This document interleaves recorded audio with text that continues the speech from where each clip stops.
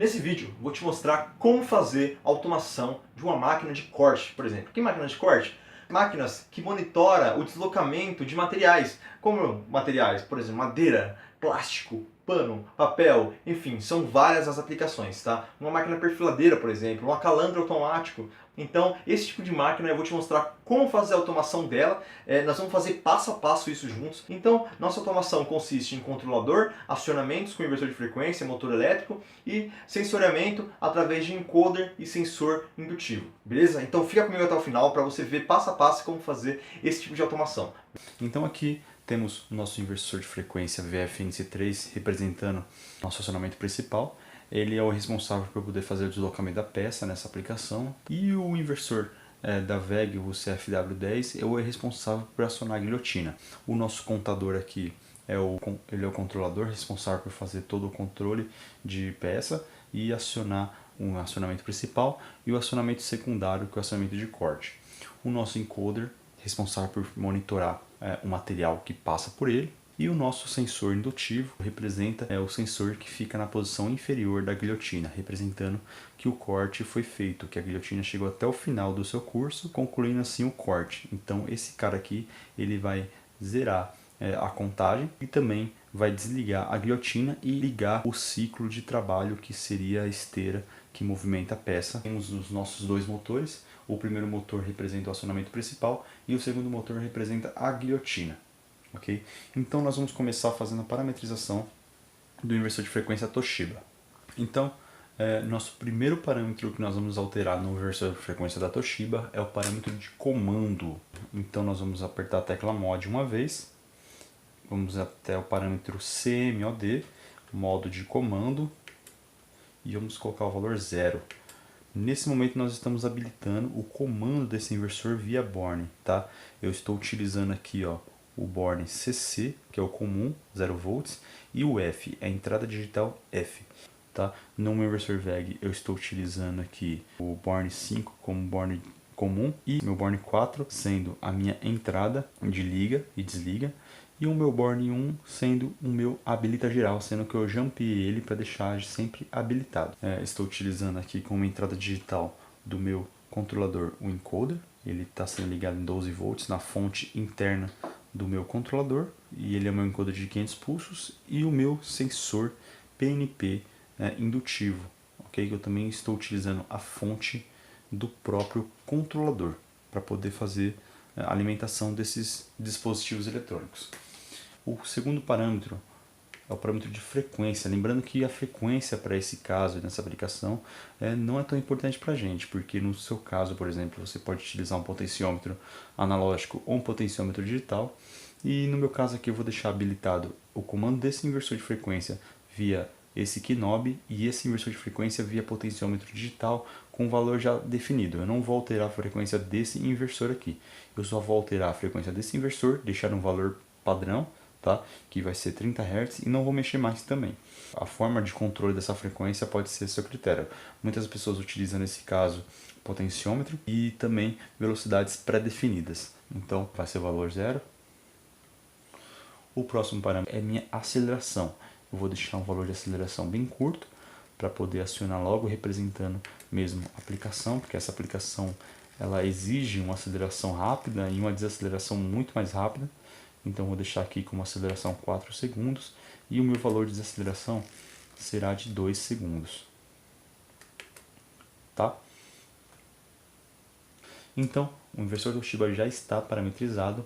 O próximo equipamento que nós vamos parametrizar é o inversor da VEG, que representa a nossa guilhotina. Então vamos entrar no parâmetro P00, já estamos na verdade, o LED está aceso, simbolizando que nós já estamos na lista de parametrização. Vamos aqui no parâmetro P00, entrar, colocar o valor 5, ok, já está inserido. E nós vamos alterar apenas o parâmetro P229, que se refere ao nossa forma de comando, tá? Nosso liga-desliga. Então, nós vamos habilitar nosso liga-desliga via Borne. Ele está habilitado via painel, e nós vamos alterar para via Borne, inserindo o valor 1 no P229. Fazendo isso, ele já vai estar habilitado para ser comandado via Borne, ok? Via entrada digital. E nós vamos voltar aqui para o parâmetro P5 para poder verificar o valor de frequência atual, frequência de saída. Então, por fim, nós vamos alterar aqui o nosso controlador, nós vamos parametrizar ele. Então, vamos lá. Conhecemos muito bem nosso controlador pelas nossas aulas anteriores. A primeira coisa que nós vamos configurar aqui é o nosso preset, tanto o preset 1 quanto o preset 2. Por quê? Tanto o preset 1 quanto o preset 2 nessa nossa aplicação vai ser o valor da minha peça, vai ser o valor de corte da minha peça. Então, no nosso caso, eu vou colocar um valor aqui fictício, tá? Por exemplo, o valor 100, então equivale a 100 milímetros, ou seja, eu tenho uma peça de 100 milímetros, tá? Ah, mas de repente você tem uma peça de 500 milímetros, você programa 500 milímetros, 1 metro você programa de 1 metro. Eu estou exemplificando aqui para você entender. Vamos para o próximo preset. Para essa aplicação os dois necessariamente tem que estar igual. Por quê? Porque quando o valor da minha contagem atingir o valor do meu preset para a saída 1, a saída 1 é desligada, ou seja, então ela já começa ligada. Então, quando a minha contagem é valor maior ou igual que o meu preset, a minha saída 1 desliga.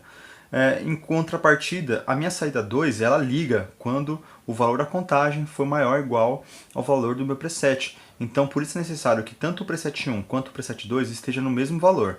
Isso aqui representa que é o valor de corte. Então, eu configurei aqui para cortar em 100 milímetros, por exemplo. Então, vamos agora para a parametrização do nosso contador. A primeira coisa que foi feita foi alterar o preset. Tanto o preset 1 quanto o preset 2 está no mesmo valor. No meu caso aqui é 100, eu quero dizer 100 milímetros, não 100 pulsos. Nós vamos entrar na área de programação, tá?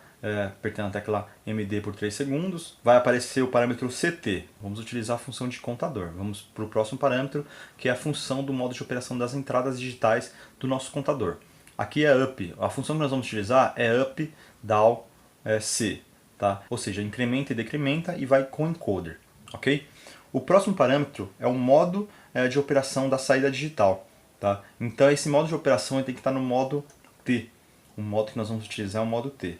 Por que o modo T? É justamente por causa desse gráfico que está aparecendo na tela agora. A função da saída T tem essa característica de deixar a saída 1 ligada enquanto a contagem for menor que o preset 1 e a saída 2 liga quando a contagem for maior ou igual que o preset 2. Ok? Então é por isso que nós estamos utilizando essa função T aqui. Então vamos para o próximo parâmetro, que é o CPS, contagem por segundo, tá? Nós vamos utilizar aqui 10K. Isso aqui é a mesma coisa de dizer que é 10 kHz que nós estamos habilitando para contagem encoder, então eu deixei na faixa máxima.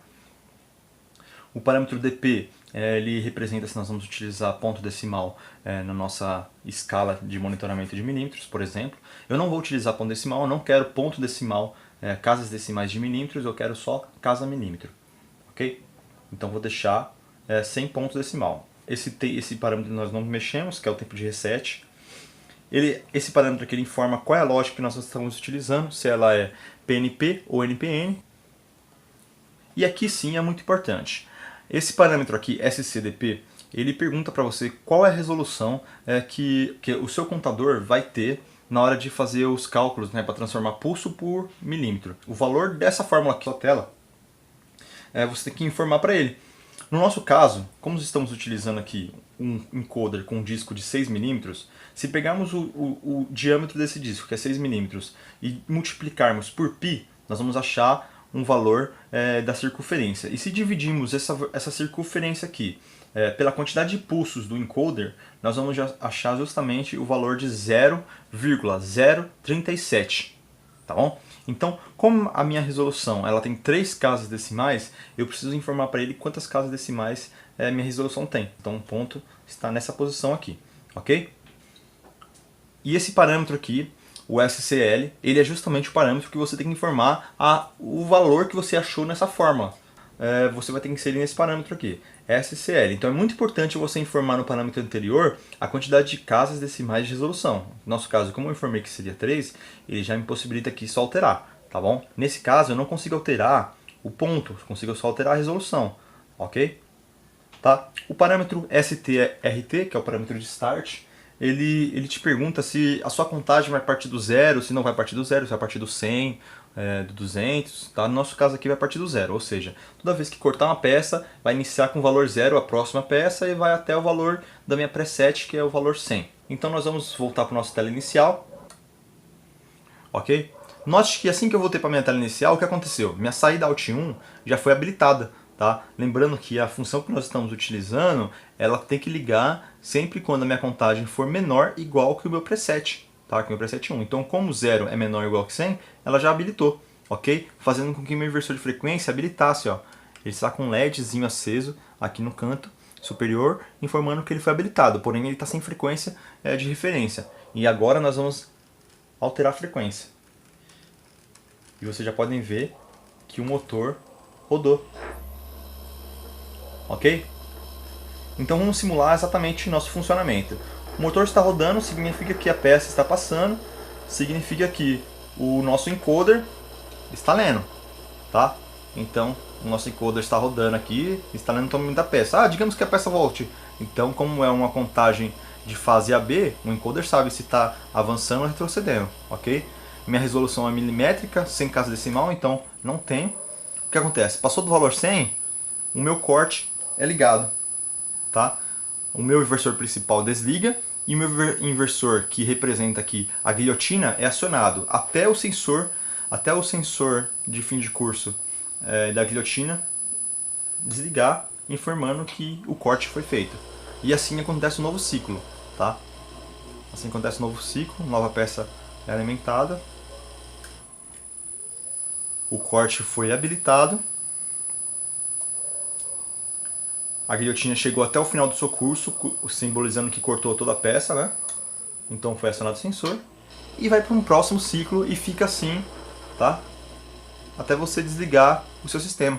Você pode ter o seu contator principal, por exemplo, chave liga-desliga geral, para habilitar. Então, essa aqui é uma automação que pode ser utilizada em perfiladeira, pode ser utilizada em calandra automática, pode ser utilizada em máquinas que medem o tamanho de peça, pode ser madeira, tecido, papel, plástico, não importa. É uma automação que ela faz a medição, tá, do comprimento da peça, ok? Então, essa foi a nossa aula de hoje. Não se esqueça de se inscrever em meu canal, porque toda vez que eu fizer um conteúdo novo, você será notificado mais rapidamente, tá? Clique aqui para você se inscrever. Não esqueça de deixar seu comentário ou sua dúvida logo abaixo do vídeo, que eu vou ler pessoalmente todos eles. Vou responder o mais rápido possível. Espero que você tenha gostado. Se gostou, curte, compartilha com seus amigos e nos vemos no próximo vídeo. Até mais!